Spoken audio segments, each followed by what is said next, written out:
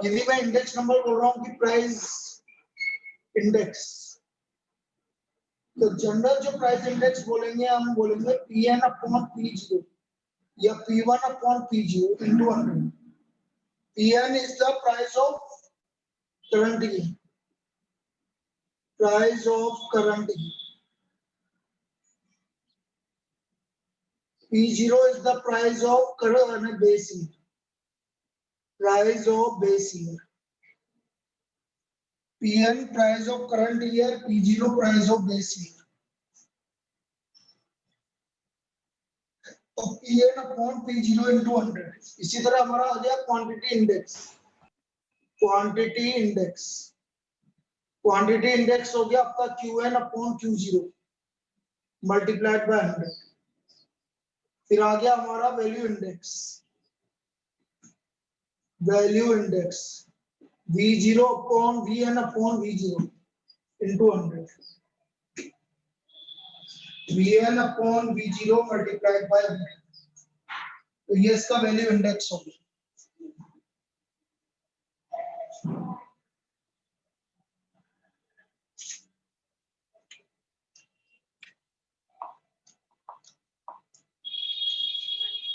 अब आगे देखिए,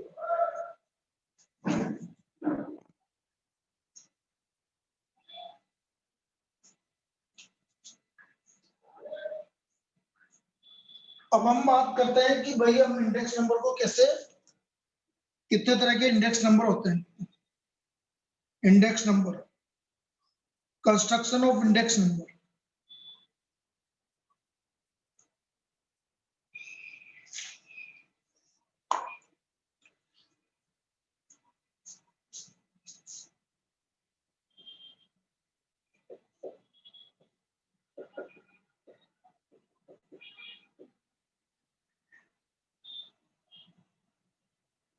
सिंपल, सिंपल में दो तरह के होंगे, simple aggregative index, simple aggregative index, और दूसरा होता है simple average of relative, simple average of relative,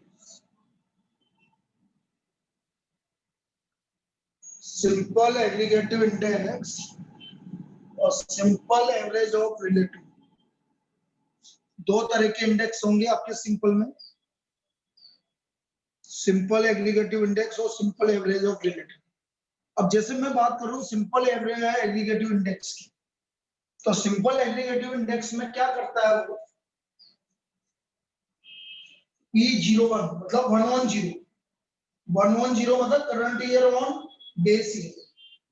तो sigma Pn Qn, sigma Pn upon sigma Pg into 100। Current year price का sum divide by base year price का sum into 100। sum of all the current year price sigma P0 into 100। P0 n भी बोल सकते हैं, यहाँ n लिखा है तो क्या है n लिखो। अब देखो यहाँ पर सबसे इंपॉर्टेंट पार्ट है इस वाले जो सिंपल एग्रीगेटिव इंडेक्स है, it depends on unit, depends on unit. Units के ऊपर डिपेंड करता है भाई। यूनिट का मतलब है कि आपने कितनी चीजें ली है। जैसे आपसे कोई भी बोल रहे हैं कि कोई भी एक क्वांटिटी है, मतलब आपने कितने का लिया, जैसे मिल्क है तो आपने 2 लीटर का प्राइस लिया है, तो उसके ऊपर डिपेंड कर रहा है। जैसे आप इसकी है ना क्वांटिटी चेंज करेंगे, आपका ये सिंपल एग्रीगेटिव इंडेक्स भी चेंज हो जाएगा। 2 लीटर की जगह 1 लीटर करते ही आपका सिंपल एग्रीगेटिव इंडेक्स अलग आएगा। तो इट डिपेंड्स ऑन यूनिट, ये यूनिट के ऊपर डिपेंड करता है। सबसे बड़ा ड्रॉबैक है इसका। Simple aggregative index is depends on unit. ये सिंपल एवरेज ऑफ रिलेटिव में क्या होगा, सिंपल एवरेज ऑफ रिलेटिव में हम क्या करेंगे, जितने भी आपके प्राइस आ रहे हैं उनका एवरेज ले लेंगे, रिलेटिव का प्राइस। जो भी एवरेज प्राइस होगा उसको सिंपल एवरेज और रिलेटिव बोलेंगे। जैसे मैं आपसे बोल रहा हूँ, मैंने 4 तरह के आइटम ले लिए ए बी सी डी। अब मैंने इसका करंट आना बेस ईयर प्राइस की बात करी और ये करंट ईयर प्राइस की बात, यहाँ पर ले लिया आपने बेस ईयर प्राइस है 20, 32 और 35 और 40 सपोज। इसकी करंट ईयर प्राइस होगी 25, 40, यहाँ पर हो गया 52 और यहाँ हो गया 60 हो गया। तो हम क्या करेंगे, बेस ईयर प्राइस को सबको 100 ले लेंगे। ये बेस ईयर प्राइस को 100 ले लिया और इसका एवरेज आ गया 100। ये बेस ईयर प्राइस का। अब इसका रिलेटिव 25/20, तो हम देख रहे हैं कि ये 125 आ गया। 40/32 कितना हो गया? 40/32, 40/32 कितना हो गया? जल्दी करके बताना।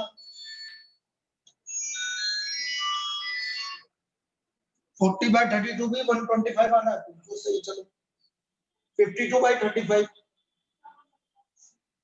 52/35 कितना आ रहा है? 148.5 और 60/40 आ रहा है आपका 150। इन चारों का एवरेज ले लो और इन चारों का जो एवरेज आएगा वही आपका सिंपल एवरेज और रिलेटिव हो गया, वही इंडेक्स नंबर हो गया। इन चारों का एवरेज क्या आ रहा है?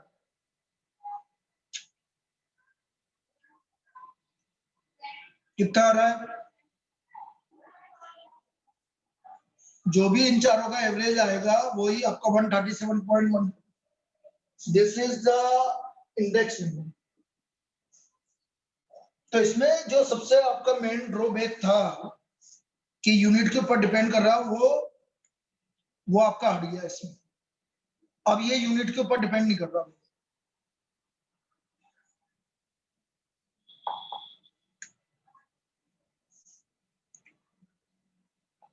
अब ये यूनिट के ऊपर डिपेंड नहीं कर रहा। तो ये होता है भाई आपका सिंपल एग्रीगेटिव इंडेक्स। बस इसमें यही और चीज होती है। अब आते हैं weighted aggregative index. Weighted aggregative index. अब वेटेड एग्रीगेटिव इंडेक्स में डिफरेंट तरह के आपके इंडेक्स नंबर होते हैं। सबसे पहले लेस्पियर,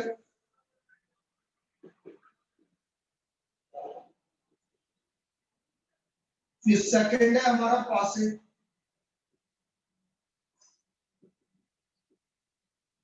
तीसरा है हमारा Fisher. This is an ideal index, ideal index. फिर फोर्थ है हमारा मार्शल एजवर्थ।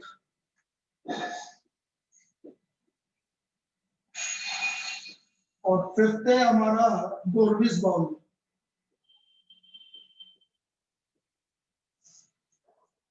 ये 5 इंडेक्स है। Laspeyres, Paasche, Fisher index, ideal index, Marshall Edgeworth, Dorbish Bowley. Now what is Laspeyres index?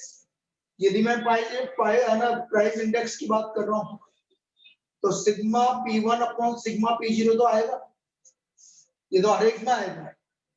Q0 upon Q0, Laspeyres index Q0 upon Q0 से multiply हो जाएगा। इसका मतलब जो हमने वेट लिया है वो करंट बेस ईयर क्वांटिटी को वेट लिया है। Base year quantity is taken as weight. ये भी पूछा जा सकता है आपका, base year quantity is taken as weight. Base year quantity को हमने वेट लिया है।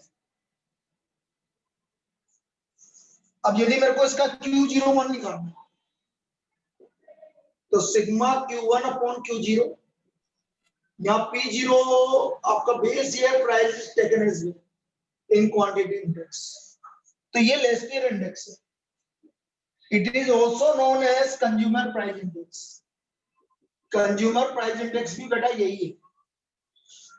Consumer price index is also, it is also known as consumer price index. आप कंज्यूमर प्राइस इंडेक्स बनाएंगे तो भी यही आएगा. ना Paasche index P01 sigma P1 upon sigma P0 Q1. Now here current year quantity is taken as, यहाँ पर current year quantity को वेट लिया. Current year quantity is taken as, this is Paasche index. Now Fisher index, it is the geometric mean of L into P. Geometric mean of L into P. Dorvis-Bowley, arithmetic mean of L into L and P. Dorvis-Bowley, arithmetic mean of Lespier and Passey.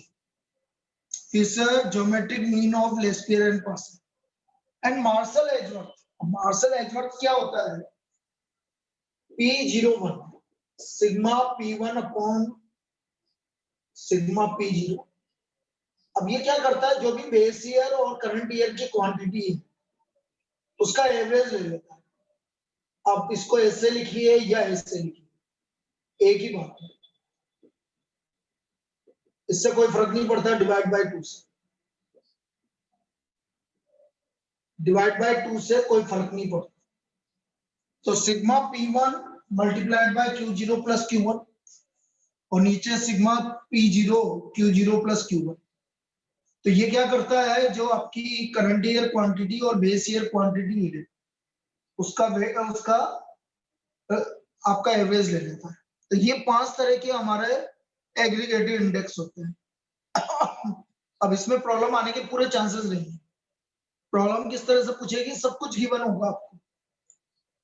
P0 given होगा, P1 given होगा, Q0 given होगा, Q1 given होगा, और इनमें से वो कुछ भी पूछ लेगा आपसे. वो आपसे पासे पूछ सकता है, लेस्पियर पूछ सकता है, फिशर पूछ सकता है, कुछ भी पूछ सकता है. वैसे तो ये 3 ही पूछे जाते हैं जनरली, तो ये आपसे ये पूछ सकते हैं.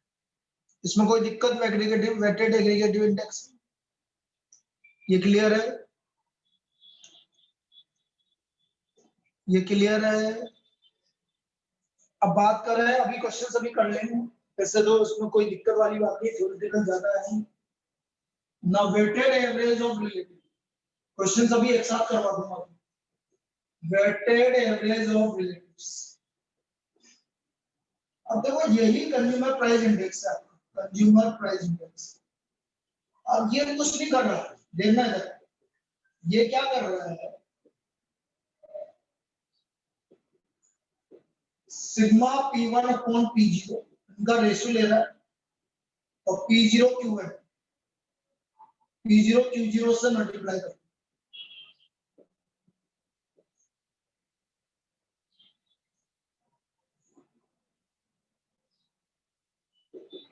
ऊपर sigma P1 upon P0 into P0 Q0 और अपॉन सिग्मा P0 Q0. तो ये आपका क्या बना, लेस्पियर ही तो बना भाई. P0 से P0 कैंसिल हो गया, तो सिग्मा P1 Q0 आ गया, नीचे सिग्मा P0 Q0 आ गया इंटू 1. अगेन वो लेस्पियर ही आ गया आपका. ये हमारा लेस्पियर इंडेक्स ही हो गया. इसलिए कंज्यूमर प्राइस इंडेक्स को हम लेस्पियर इंडेक्स भी बोलते हैं. एक बार अभी इसकी थ्योरी कंप्लीट कर लेते हैं, फिर क्वेश्चंस करवा. अब test of adequacy, test of adequacy. 4 test होते हैं. पहला होता है यूनिट टेस्ट, दूसरा होता है आपका time reversal test, time reversal test. तीसरा होता है factor reversal test.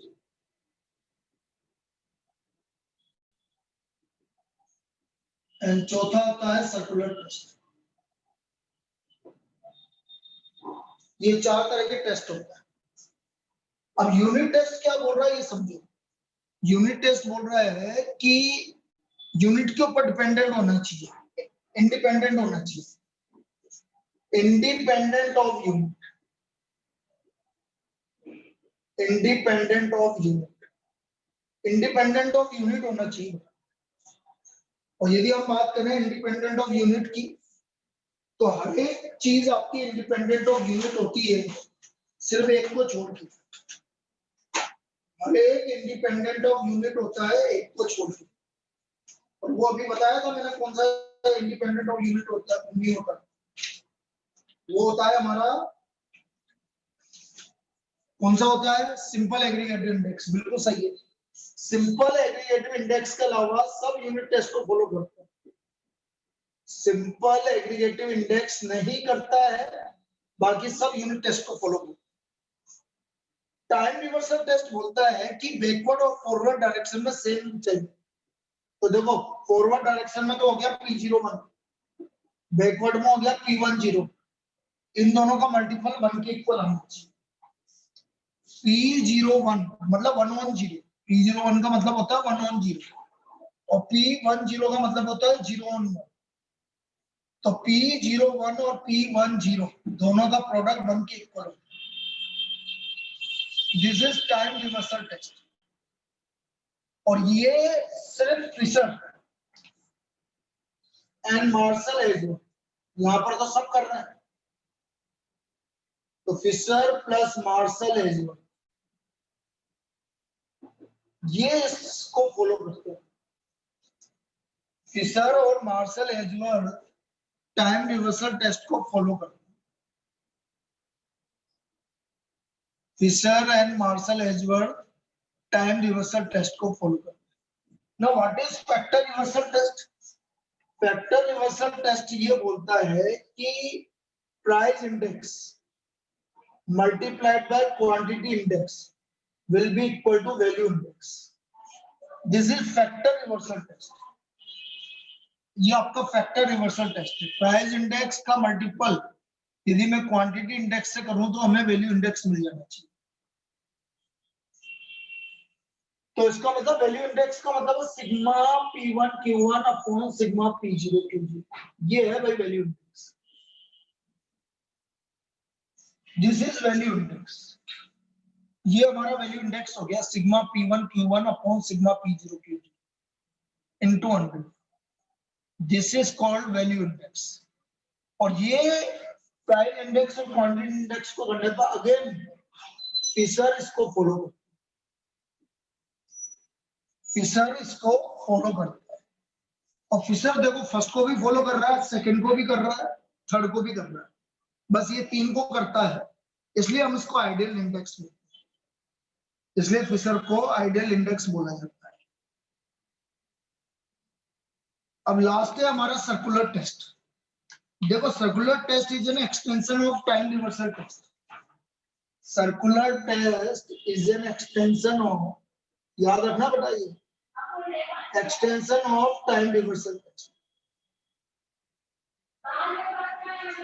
Circular test जो है वो एक्सटेंशन है टाइम रिवर्सल टेस्ट का। इसमें टाइम रिवर्सल टेस्ट का एक्सटेंशन कैसे बेटा समझना, जैसे मैंने बोला P01 into P1 into P23 equal to P0, इसलिए इसको ऐसा बोलते हैं। ये हमारा सर्कुलर टेस्ट है। This is circular test. P01 into P12 into P23, तो P03 आएगा। तो दिस इज कॉल्ड, इसलिए इसको हम circular test time reversal test का एक्सटेंशन बोलते हैं, क्योंकि दो से ज्यादा ईयर आ रहे हैं बेटा। P01 P12 आ गया, P23 आ गया, सबको P34 होता, सबको यहाँ P34 होता, तो हमारा P04 होता,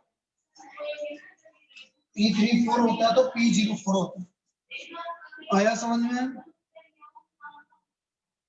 तो it concern with the price changes over a period of time, over a period of time, price changes over a period of time.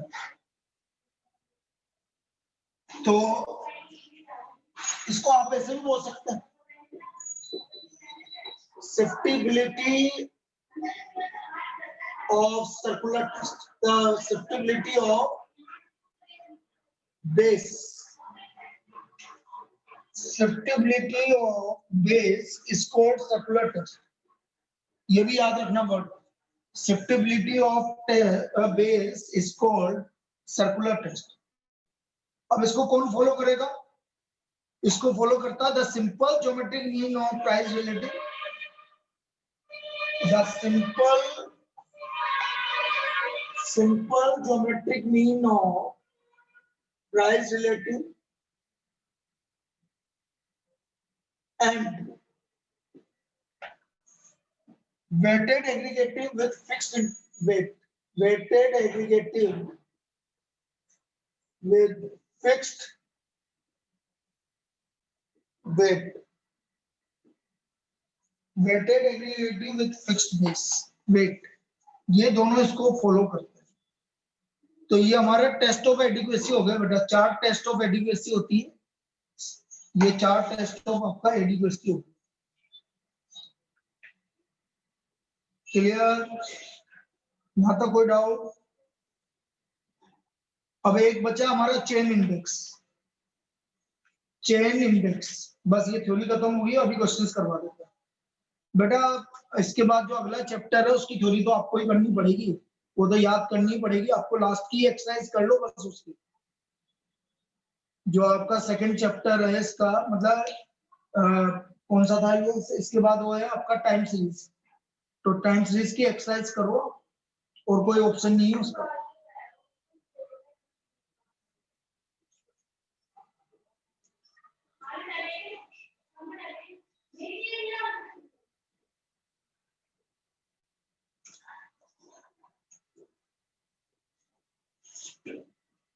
चलिए देखिए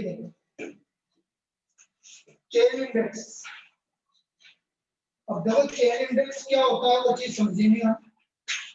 चेन इंडेक्स का फॉर्मूला याद रखो, chain index is equal to link relative of current year multiplied by chain index of previous year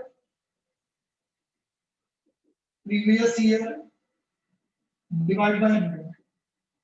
This is the chain index. Link relative of current year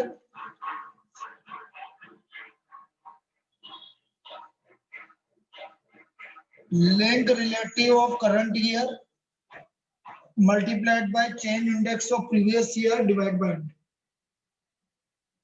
अब आप ये बोलोगे ये होता क्या है, ये देखो जैसे मैंने बोला 2000, 2002, 2004, 2006, इन 4 साल के लिए आपको कुछ वैल्यू गिवन है, जैसे बेस ईयर मतलब आपको ईयर बेस ईयर क्या है, यहाँ पर वैल्यू गिवन है 120, 125, 132, 150। अब देखो मैं इसका पहले तो लिंक रिलेटिव निकालता हूँ, लिंक रिलेटिव इसको 100 मानिए, 125 बाय 120 कितना हो गया, 125 120, 125 बाय 120 कितना आ रहा है, ये मैं लिंक रिलेटिव निकाल रहा हूँ बेटा, कितना आ रहा है, जल्दी निकालो, टाइम नहीं है यार, कैलकुलेटर साथ में रखो, बताइए भाई। 104, 132 अपॉन 125, 132 अपॉन 125 इंटू 100 कर देना, कितना आ रहा है, 132 upon 125 into 100, 105.6, 150 divide by 132, 150 divide by 132 कितना आ रहा है, 113.6, ये हमारा लिंक रिलेटिव आ गया। अब चेन इंडेक्स ये तो 100 ही मानेंगे, इसको इससे मल्टीप्लाई करके डिवाइड बाय 100 करेंगे तो 125, इसको इससे मल्टीप्लाई करके डिवाइड बाय 100 करो, ये आपके चेन इंडेक्स आ रहा है। 132 multiplied by 104 divide by 100, 132 multiplied by 104 divide by 100 कितना रहा? 137.28। और लास्ट इन दोनों को मल्टीप्लाई करके डिवाइड बाय 100 करो, ये इसका चेन इंडेक्स है।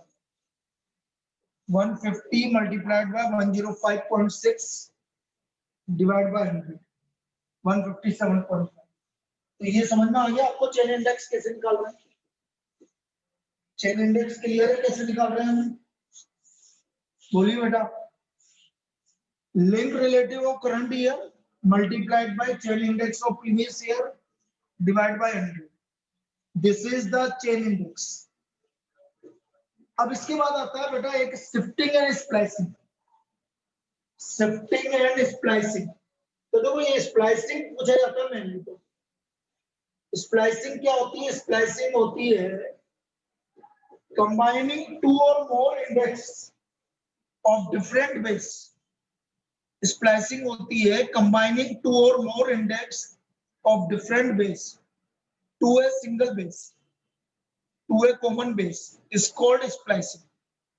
दो या दो से ज्यादा इंडेक्स गिवन है जो कि जिनके बेस डिफरेंट है, उनको एक ही बेस में कन्वर्ट करना है तो हम उसको बोलेंगे स्प्लाइसिंग। क्लियर है स्प्लाइसिंग की डेफिनेशन?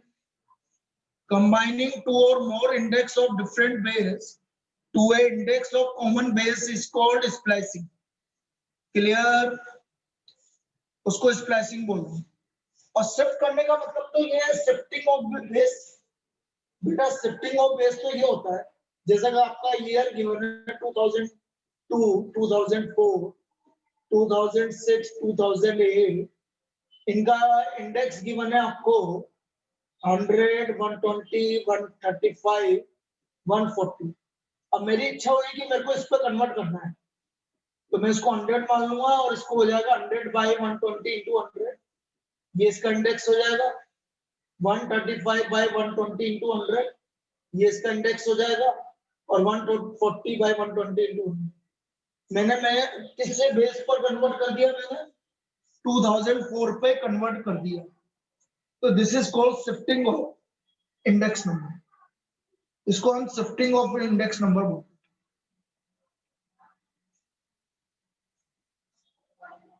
क्या वेटेड एवरेज ऑफ रिलेटिव बेटा लेस्पियर इंडेक्स ही होता है? Weighted average of relative is also known as Laspeyres index. आप लेस्पियर इंडेक्स निकालो या वेटेड एवरेज ऑफ रिलेटिव निकालो, एक ही बात है। क्लियर है? लिखवाया तो था अभी। वेटेड एवरेज ऑफ रिलेटिव और लेस्पियर दोनों एक ही बात है। चलिए लास्ट टॉपिक लिख लेते हैं, deflating of time series. Deflated value क्या होती है? जैसा आपको किसी भी ईयर की डिफ्लेटेड वैल्यू निकालनी है, डिफ्लेटेड वैल्यू, आपको डिफ्लेटेड वैल्यू निकालनी है, तो डिफ्लेटेड वैल्यू होती है करंट वैल्यू जो भी आ रही है divide by price index of current year, price index of current year. बस ये आपकी डिफ्लेटेड वैल्यू है। Deflated value equal to current value upon divided by price index of current year. उसको आप डिवाइड करेंगे तो आपको डिफ्लेटेड वैल्यू मिलेगी। तो ये तो थ्योरेटिकल पार्ट था भाई। अब इसमें एक दो चीजें आपको याद रखनी है, एक दो चीजें आपको याद रखनी है, मैं वो लिख के बता देता हूँ तुम्हें, वो चीज इंपॉर्टेंट है। ठीक है, कुछ पॉइंट्स हैं जो आपको याद रखने हैं। सबसे पहली बात है, इंडेक्स नंबर को कंस्ट्रक्शन में हम अरिथमेटिक मीन का यूज करते हैं, लेकिन वैसे geometric mean is the best method. Geometric mean आपका बेस्ट होता है, लेकिन हम यूज करते हैं अरिथमेटिक मीन, क्योंकि ज्योमेट्रिक मीन को यूज करने में जो आपकी कैलकुलेशन है वो बहुत ज्यादा मतलब हार्ड हो जाएगी, इसलिए हम अरिथमेटिक मीन को यूज करते हैं। वरना आपसे पूछा जाए कि बेस्ट मेथड क्या है कंस्ट्रक्शन ऑफ इंडेक्स नंबर का, तो आप ज्योमेट्रिक मीन ही बोलोगे, लेकिन हम अरिथमेटिक मीन को यूज करते हैं। This is the first part. Clear? ये चीज क्लियर है? प्राइस रिलेटिव, यदि आपसे कोई पूछे कि प्राइस रिलेटिव क्या होता है, तो प्राइस रिलेटिव होगा price of current year divide by price of previous year. Price of current year divided by price of previous year. This is called price relative. Clear? Clear है? चलिए और देखिए,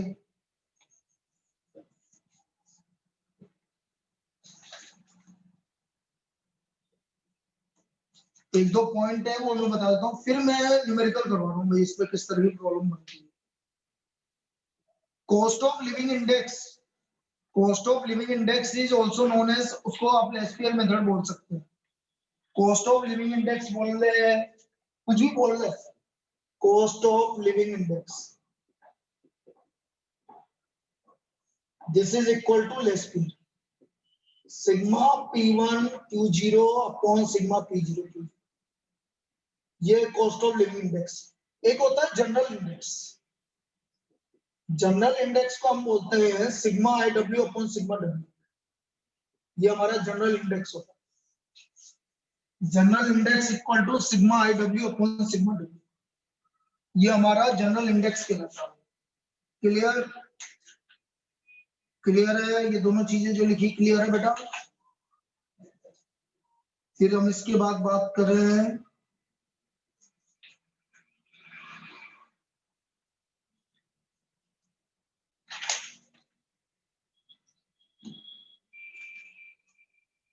purchasing power of money is reciprocal of price index. Purchasing power of money, purchasing power of money is reciprocal of price index. ये भी लिख लीजिए आप, लिखवा रखा है वैसे पहले मैंने। Purchasing power of money is reciprocal of price index. Price index का reciprocal होता है purchasing power of money। वो तो लिखवा ही दिया था, circular test is an extension of time reversal test. Cost of living index is always a weighted index. Cost of living index is always a, कौन सा इंडेक्स होता है cost of living index? Weighted index होता है। Cost of living index is a weighted index. और फिर मैं problem पे आता हूँ, बस ये हो गया आपका सर्कुलर टेस्ट इज एक्सटेंशन हो गया। हाँ एक चीज और ये लिख लो भाई, सर्कुलर टेस्ट जो आपका कॉस्ट ऑफ लिविंग इंडेक्स है, cost of living index is also used to find the real wages by the process of deflating of index number, by the process of deflating of index number,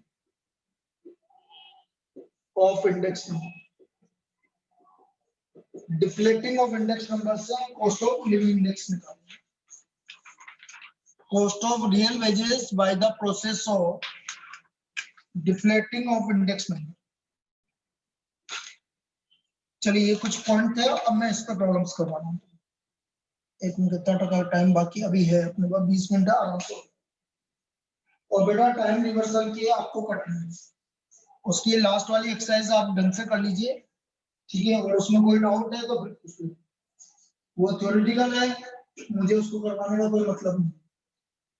कल की class वापस से बोल रहा हूँ 3 से 5 कल होगी पक्का है। उस दिन तो कोई दिक्कत आ गई थी इसलिए वो दिक्कत है। 3 से 5 ऑफलाइन ओनली आपकी रीजनिंग की क्लास है। कल 3 से 5 ऑफलाइन रीजनिंग की क्लास है। ऑफलाइन है, ऑनलाइन ही लूंगा ये, जिसको रीजनिंग में दिक्कत है वही आएंगे,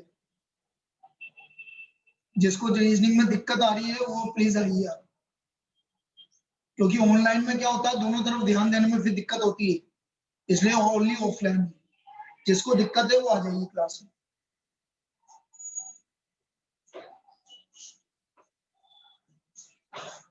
ऑफलाइन में क्या है दोनों तरफ ध्यान रखना पड़ता है, वो प्रॉब्लम हो जाती है। चलिए अब देखो,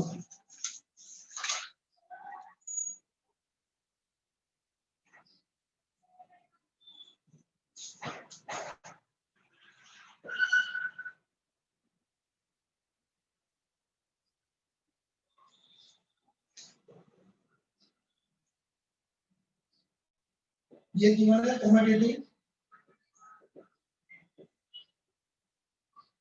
2004 2005, ये जो है प्राइस, और ये है क्वांटिटी 2004 2005। राइस, wheat, pulse, ये गिवन है 10 6 5 5 4 3 100 11 5 90 10 3। अब मुझे इसका फिशर इंडेक्स निकालना है। We have to find Fisher index. अब देखो ये हो गया हमारा P0 P1 Q0 Q1। पहले मैं लेस्पियर निकालना पड़ेगा, यदि फिशर निकालना है तो वो होता है sigma P0 P1 Q0 upon sigma P0 Q0 into 100। ये निकाल दी भाई, सिग्मा P1 Q0 मल्टीप्लाई करो 500 plus 44 plus 50 P0 Q0 1000 plus 66 plus 25 into 100। निकालना भाई कितना आ रहा है ये लेस्पियर। लेस्पियर कितना आ रहा है निकाल के बताओ। 500 44 और 15 तो ये हो गया 559 और ये हो गया 1091 इंटू 100। निकालना भाई कितना आ रहा है 559 अपॉन 1091 इंटू 100 कितना आ रहा है लेस्पियर। ये इसका लेस्पियर हो गया, बोलिए 51.23, ये इसका लेस्पियर आ गया। अब मैं पास से निकाल रहा हूँ 51.23 हमारा लेस्पियर आ गया, याद रखना 51.23 लेस्पियर पास से होता है sigma P1 Q1 upon sigma P0 Q1। तो P1 Q1 मल्टीप्लाई करो 450 49 upon sigma P0 Q1 900 plus 60 plus 15 तो ये आ गया 499 और ये हो गया 960 975 इंटू 100। निकालना भाई कितना आ गया 499 अपॉन 975 इंटू 100। ये हमारा पास से हो गया, कितना आ रहा है 51.17। अब इन दोनों का आपस में ज्योमेट्रिक मीन निकालिए। इसे कितना आया भाई, इन दोनों का ज्योमेट्रिक मीन कितना आ रहा है, क्या आ रहा है ज्योमेट्रिक मीन 51.21। ठीक है, बस ये इसका फिशर हो गया 51.2, ये फिशर इंडेक्स हो। क्लियर है, क्लियर है। चलिए, ये तो पहले टाइप की प्रॉब्लम है। अब इसमें वो हो सकता है कि डायरेक्ट वैल्यू भी गिवन हो जाए, कभी कभी क्या करता है वो डायरेक्ट वैल्यू दे देता है, सारी वैल्यू डायरेक्ट दे देगा वो। सारी वैल्यू डायरेक्ट कैसे देगा, सिग्मा Pm Q0 दे दिया, सिग्मा P0 Q0 दे दिया, ये जैसे इस तरह से आपको इस तरह से दे दिया। उसने बोल दिया कि हमसे सिग्मा P1 Q0 दे दिया 1180, सिग्मा P0 Q0 दे दिया 1170, सिग्मा P1 Q1 दे दिया 1064 और सिग्मा P0 Q1 दे दिया तो यह 1100। और मुझसे पूछा है कि बताओ पासे कितना है। तो यदि मुझे पासे निकालना है तो पासे तो मुझे मालूम है sigma P1 upon sigma P0 Q1 Q1। तो सिग्मा P1 Q1 हो गया 1064 और ये हो गया 1100 निकाल लीजिए, ये पास से आ गया डायरेक्ट। तो कभी कभी इस तरह से बोलता है वो। ये भी क्लियर है, क्लियर है 96.72 जो भी आ रहा है। एक प्रॉब्लम आती है कि भाई बेस ईयर से प्राइस सपोज मैं बोल रहा हूँ कि 342 टाइम्स हो गई, बेस ईयर की से करंट ईयर की प्राइस 342 टाइम्स हो गई। हाँ ऐसे ही आते हैं बेटा, ऐसे ही आते हैं।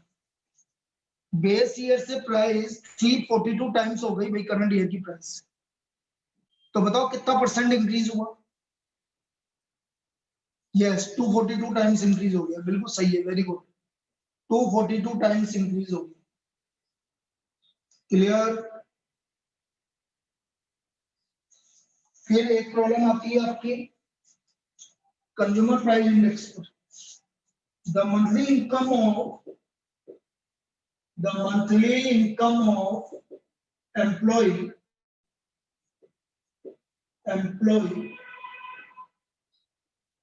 was rupees 8,000 in 2014. The consumer price index was 160. 2014 में price index 160 which rose to 200 in 2017.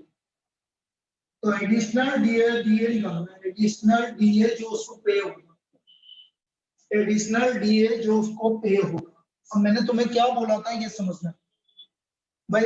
एक तो है आपका 2014 और एक है 2017।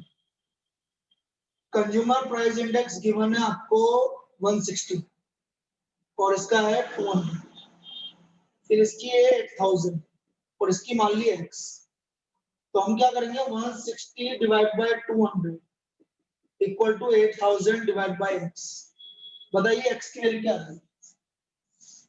x की वैल्यू क्या आ रही है? 10,000 आ रही है। तो 10,000 आ रही है तो कितना एडिशनल डीए पे होगा? 8,000 तो मिल ही रहा था, इसका मतलब कितना एडिशनल डीए पे होगा? Rupees 2,000। So what is the additional DNS allowance to be paid? 2,000। ऐसे करना है बेटा इस तरह की प्रॉब्लम। क्लियर है? कर लेंगे इस तरह की प्रॉब्लम भी। बोलिए। तो ये एडिशनल डीए आपको जो पे होगा वो ये।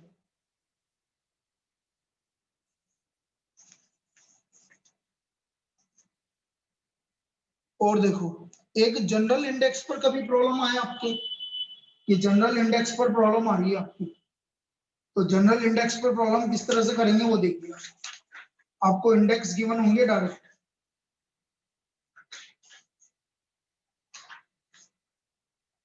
एक सेकेंड, ग्रुप इंडेक्स भी बोल सकते हो, ग्रुप इंडेक्स या जनरल इंडेक्स। ग्रुप इंडेक्स, अब ग्रुप इंडेक्स में क्या होगा आपको ये देखो, ग्रुप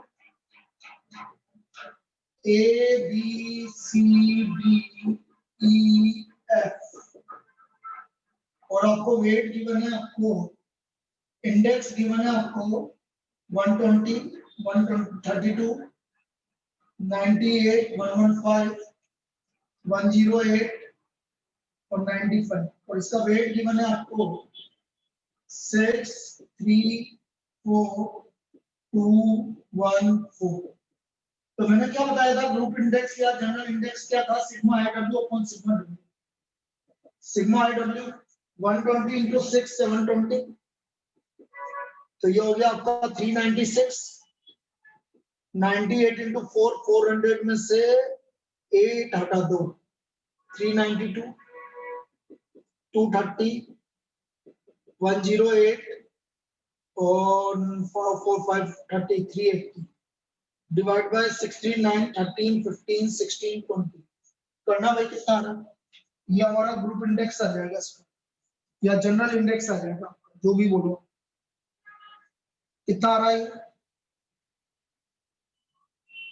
111.3, बिल्कुल सही है, ये इसका जनरल इंडेक्स आ गया। क्लियर है? बस यही था बेटा इसमें, यही था, ये कंप्लीट हो गया आपका इंडेक्स। हाँ सिंपल है चैप्टर तो। और आपका जो, अच्छा उसकी बात करें हम, चलो अभी हमारे पास कितने मिनट हैं? 9 मिनट है, 1 मिनट रुको, मैं हल्का सा आइडिया उसका भी दे देता हूँ।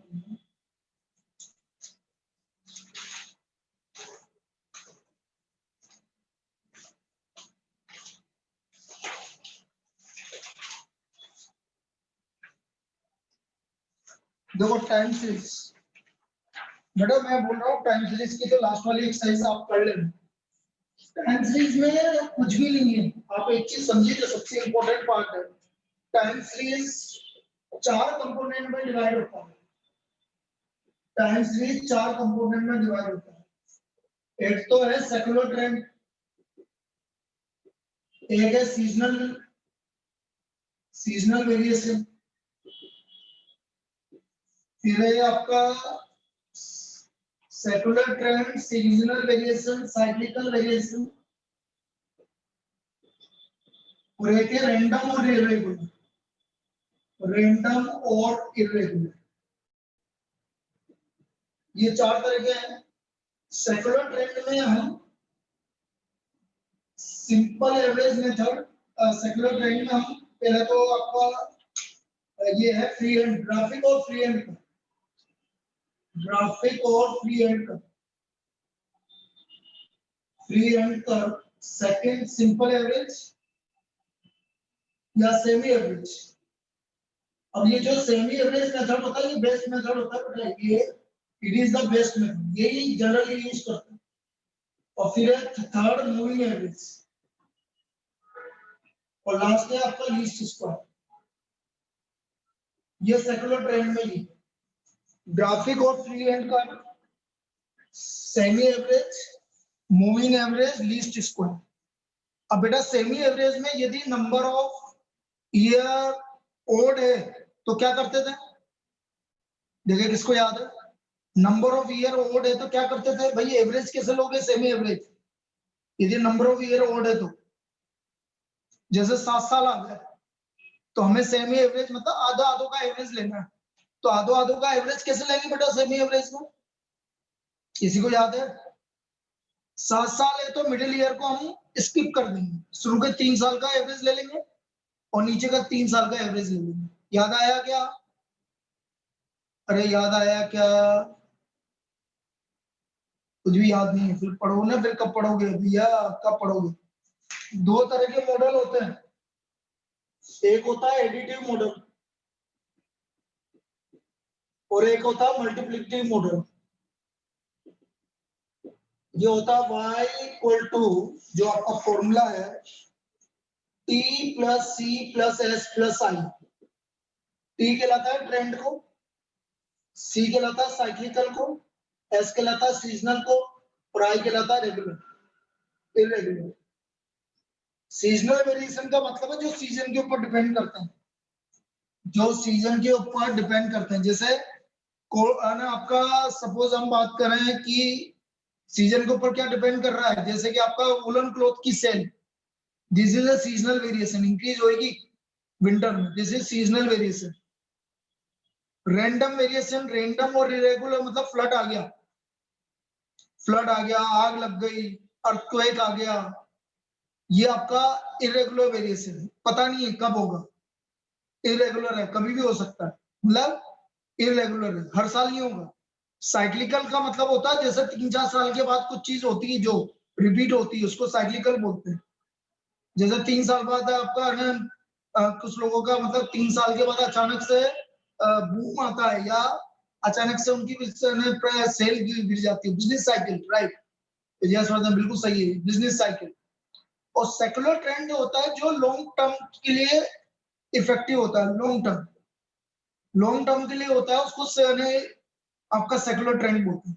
अब एडिटिव मॉडल में t plus C plus S plus I चारों एक दूसरे से इंडिपेंडेंट है, secular trend, seasonal variation, cyclical variation और रैंडम वेरिएशन, चारों एक दूसरे से इंडिपेंडेंट है।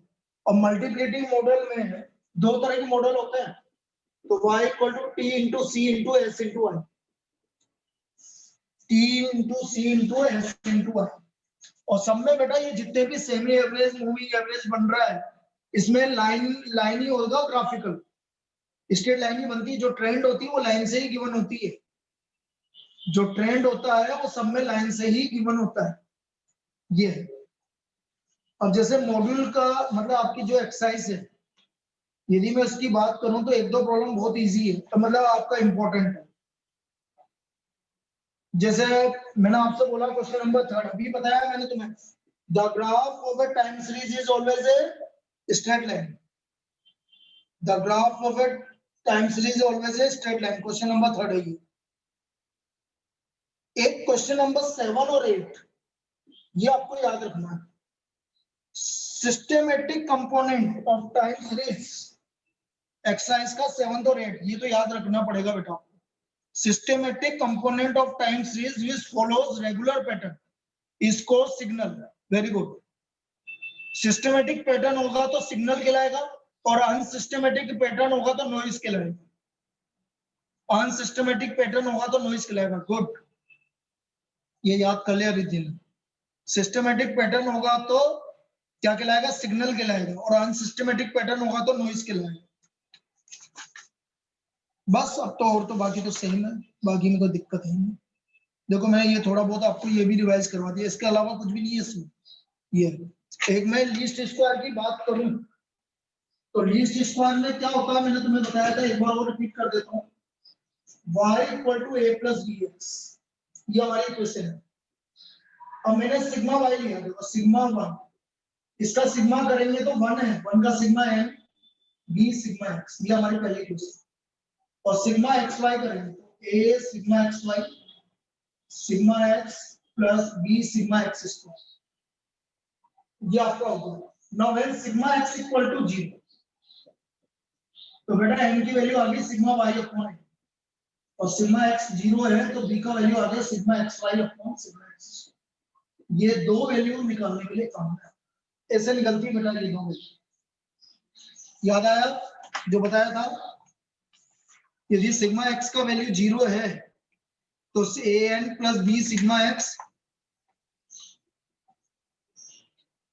आपने ग्रुप के मैसेज में क्या नहीं लिखा बेटा?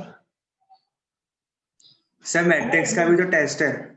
बेटा मैट्रिक्स में भूल गया पेपर में डालना. सीरियसली कल रात को पेपर बनाया और मुझे याद ही नहीं था.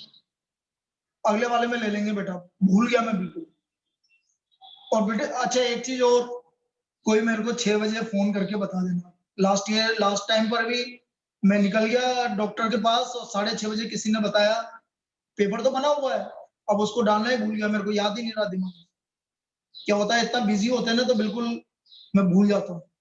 तो कोई भी फोन कर देना, मैसेज तो मेरे को पता ही नहीं चलेगा. ये फिक्स 6 बजे फोन कर देना ताकि मैं आपको पेपर डाल दूं. 6 बजने में 5 मिनट पहले ही कर देना ताकि पेपर डाल दूं.